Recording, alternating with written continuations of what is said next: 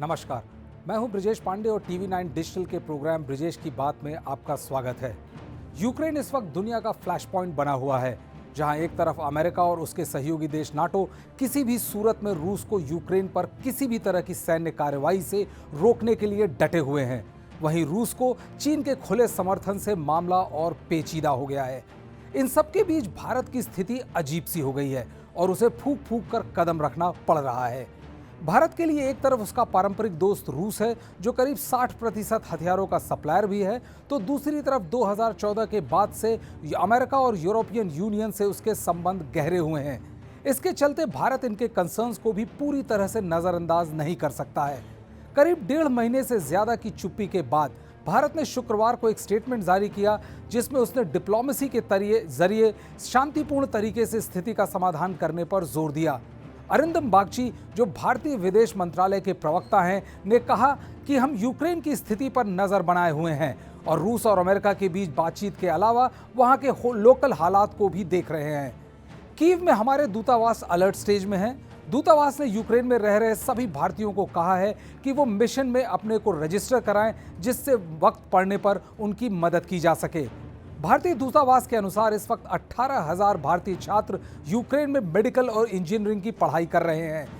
दोनों तरफ दोस्तों के चलते, चाहे वो रूस हो या अमेरिका, यूक्रेन के मुद्दे पर भारत किसी भी प्रकार की बयानबाजी से बचता रहा है।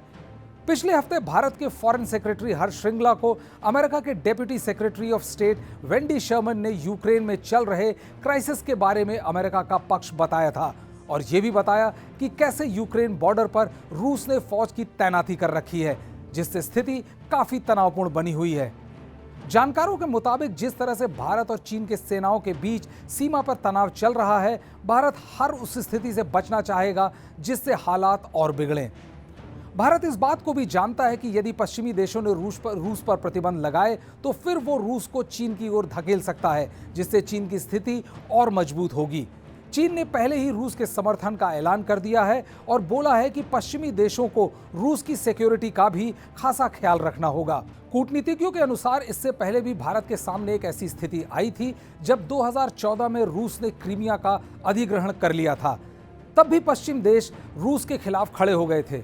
उस वक्त भी भारत ने एक डिप्लोमेटिक स्टैंड लिया था, जिसमें उसने अपनी चिंता तो व्यक्त की थी, मगर साथ ही रूस के लीगल इंटरेस्ट की भी वकालत की थी।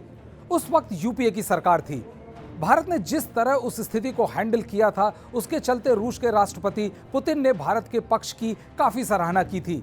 इन सबको देखते हुए ऐसा लगभग असंभव माना जा रहा है कि भारत जल्दबाजी में कोई निर्णय लेगा।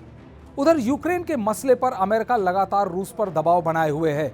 अमेरिका के 2 लीडिंग सेनेटर्स के अनुसार यूएस सेनेटर्स काफी करीब हैं एक लेजिस्लेशन के, जिसके चलते वो रूस के ऊपर प्रतिबंध लगा सकें। अमेरिका में यूक्रेन के प्रति समर्थन को लेकर काफी गहरा रिजॉल्व है। सेनेट का बिल रूस के बड़े बैंक्स और सॉवरेन डेट्स को हिट करेगा, वहीं अमेरिका यूक्रेन को मिलिट्री सहायता भी देगा। उधर ब्रिटेन ने भी अपना रुख कड़ा कर लिया है और वो इस हफ्ते एक विधेयक लाने वाला है, जिसके बाद यदि रूस यूक्रेन में घुसपैठ करता है तो वो उस पर प्रतिबंध लगा सके। ब्रिजेश की बात में आज इतना ही। कल फिर मिलते हैं एक नए मुद्दे के साथ। तब तक देखते रहिए टीवी 9 डिजिटल।